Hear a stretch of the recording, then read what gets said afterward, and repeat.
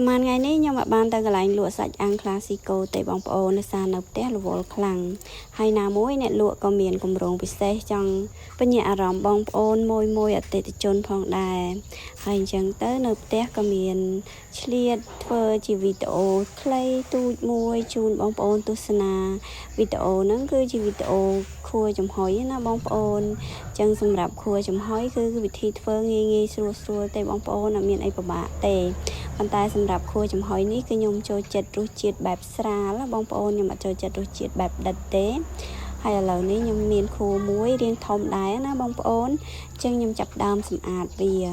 ចឹងខ្ញុំបេះឈាមកកហើយនឹងសរសៃវាចេញឲ្យស្អាតចឹងណាបងប្អូនដើម្បីកុំឲ្យវាឆ្អាបហើយសម្រាប់ខួរចំហុយនេះនៅសាច់អាំង Classico ក៏មានដែរបងប្អូន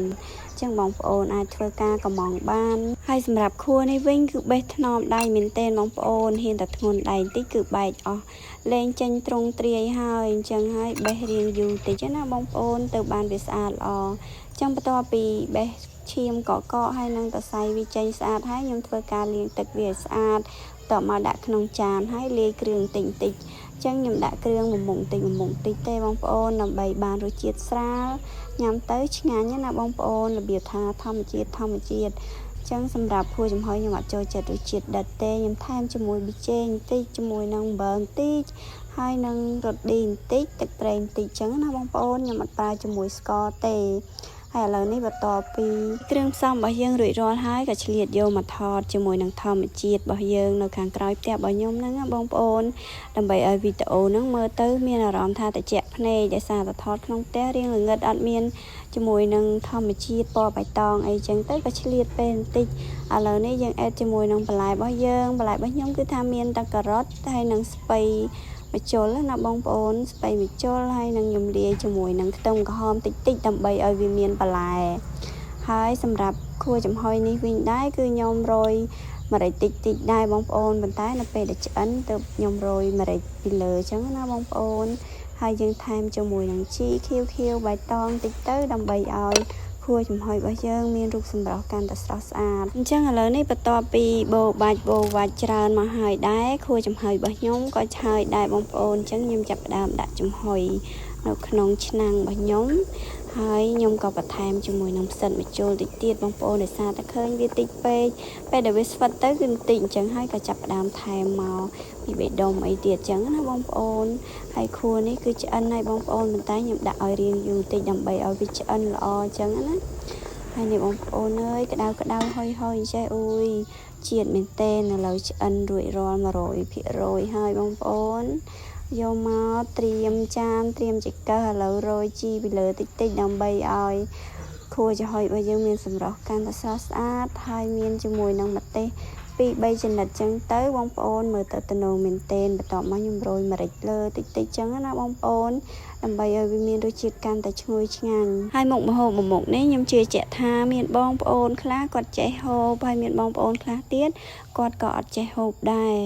ប៉ុន្តែសម្រាប់ខ្ញុំគឺខ្ញុំអាចញ៉ាំបានណាបងប្អូនឥឡូវរួចរាល់ហើយតោះញ៉ាំជាមួយខ្ញុំទាំងអស់គ្នានេះបងប្អូនអើយយើងដាក់ជាមួយនឹងចេធម្មជាតិណាអញ្ចឹងនៅក្នុងវីដេអូនេះខ្ញុំក៏ចង់ឆ្លៀតជម្រាបជូនបងប្អូនទាំងអស់គ្នាថាសាច់អាំង Classico បន្តិចទៀតនឹងមានអ្វីsurpriseជូនដល់ភ្ញៀវទាំងអស់គ្នាជាពិសេសភ្ញៀវគាំទ្រសាច់អាំង Classico ទាំងអស់ណាហើយមានបងប្អូនខ្លះគាត់ comment ថាបងឥឡូវអត់សូវឃើញចេញវីដេអូអញ្ចឹង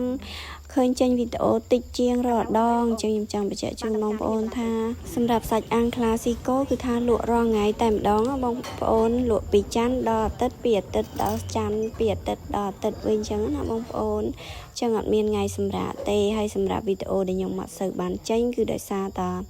ពីច័ន្ទដល់សុក្រគឺខ្ញុំអត់បានទៅកន្លែងលក់ទេព្រោះអីខ្ញុំរវល់នៅផ្ទះ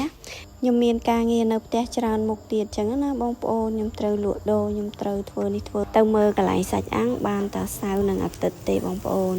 ហើយបងប្អូនខ្ញុំឆ្ងល់ថាអូ Classico សាច់អាំងពីច័ន្ទដល់សុក្រអត់សូវឃើញចេញវីដេអូអញ្ចឹងគាត់អត់លក់ទេដឹង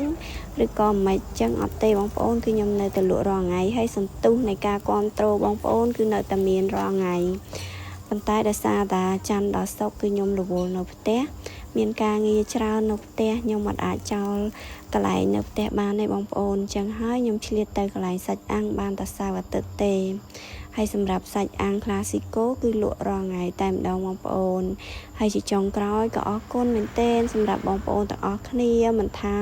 នៅទីជិតទីឆ្ងាយមិនថាបងប្អូននៅក្រៅប្រទេសក្នុងប្រទេសទេឬក៏បងប្អូននៅតាមបណ្ដាខេត្តផ្សេងឬក៏នៅរាជធានីភ្នំពេញអីទេបងប្អូនក៏តែងតែឆាតមក comment ក្នុងវីដេអូរបស់ខ្ញុំក៏តែងតែលើកទឹកចិត្តហើយនិយាយទៅកម្លាំងចិត្តគឺបានពីបងប្អូនទាំងអស់គ្នានិងពីភ្ញៀវទាំងអស់គ្នាដែលតែងតែគាំទ្រសាច់អាំង Classico អញ្ចឹងខ្ញុំអត់មានអីច្រើនទេមានតែពាក្យថាអរគុណហើយនឹងពាក្យសុំទោសនិងសូមអធិស្ឋានចំពោះរាល់កំហុសខុសឆ្គងមិនថាការយឺតយ៉ាវ